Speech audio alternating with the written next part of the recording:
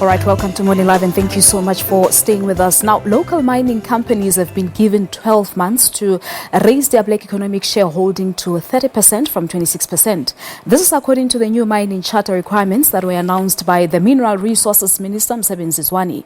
The new mining charter also requires the holder of a mining right to pay 1% of its turnover to communities. Zwane says mining companies that achieved 26% prior to the new mining charter must top up to 30% within 12 months. The charter has been met with mixed reactions, of course, with the Chamber of Mines saying there was no proper consultation on the matter.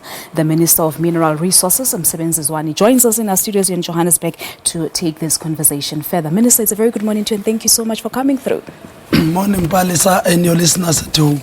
Now, we know that the mining charter has always been a cause of a headache to many people within the industry. From its drafting stages and now it's been gazetted, some people are still not happy with it. Well, we do understand that the mining charter is a transformatory tool. It will always be met with mixed reactions from different quarters. Those who are previously disadvantaged, the black people, are very happy with what is on the table. But we have also given it our best to balance it so that our investors also are not at worst. But which black people are happy? We've seen the Chamber of Mines, of course, saying that there was no proper consultation on the matter. They're even prepared to take you to the courts. Well, I don't regard the Chamber of Mines as black people. We might have black people there, but majority of these 17 companies that are represented by the Chamber of Mines are white companies. Workers are happy, communities are happy, traditional leaders are happy. Black people in South Africa have been speaking to us, they are happy.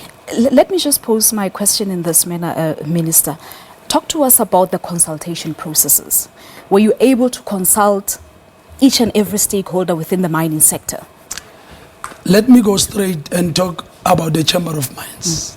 Since we gazetted in April 2016 up to 2017, we have met more than 15 times with them.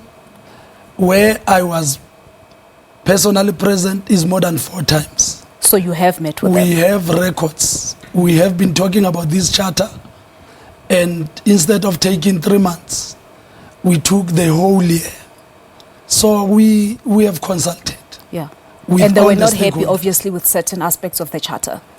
Not only them. For an example, the workers wanted 10%. So we had to balance between workers and communities. So there are aspects where we have met their request, like once empowered, always empowered. It was their issue. That is why we have addressed it. But we couldn't address everything that they thought we'll address because they are not the only stakeholder that was consulted. We have consulted more than 60 stakeholders. So the product that we have is as a result of the consultations with all those stakeholders. All right. So at the end of the day, it was your prerogative to take charge of this and make sure that it is gazetted. This is what you say. Well, after consultation, the minister do have a right to come up with the final charter. But part of their argument, Minister, is that the charter itself, it's not sustainable and it will continue to put South Africa in a negative investment position. What is your take on that? The charter is a transformatory tool. Anybody who wants to argue in terms of the charter must say this tool is not transformatory enough. We have taken 23 years in this country to address the shortcomings between the first economy and the second economy, even in this sector. The charter seeks to ensure that ownership in this country, in the sector, is given to all the people of South Africa, especially the majority in this country who happens to be black But how and easy disadvantaged. will the process be? I mean, with a lot of BEE fronting that is taking place in South Africa, are you sure that the process will bear the desired results? Well, fronting is a crime now in South Africa. We are increasing capacity in the department. We will not tolerate any fronting going forward. Okay. Now, Chamber of Mines taking you to court. What's your response to that?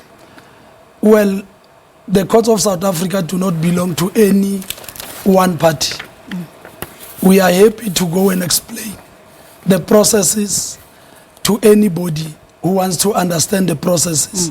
But our take is that we should not treat legislative issues in South Africa and take them to judiciary system.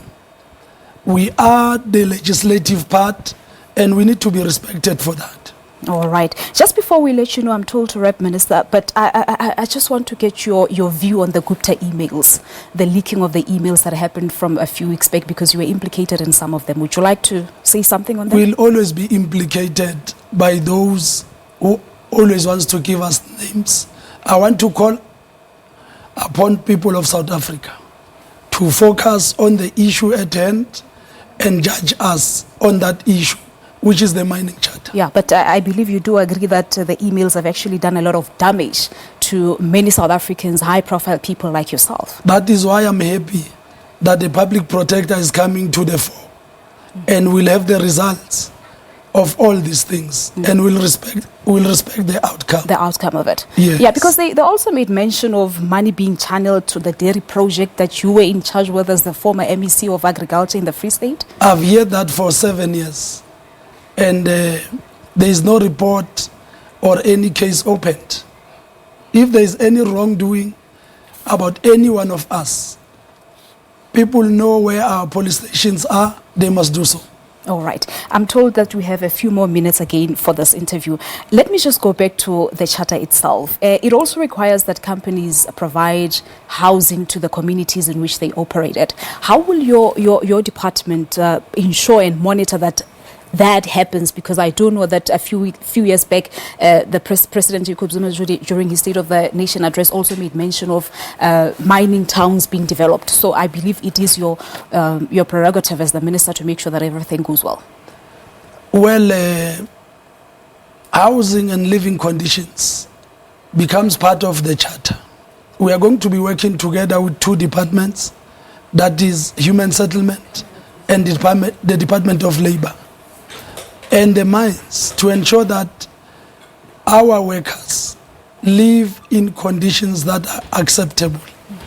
We will move forward to even ensure that the type of housing that we want our people to live in are known to South Africa. We are not just going to leave it at housing and living conditions. Yeah. We are going to be specific.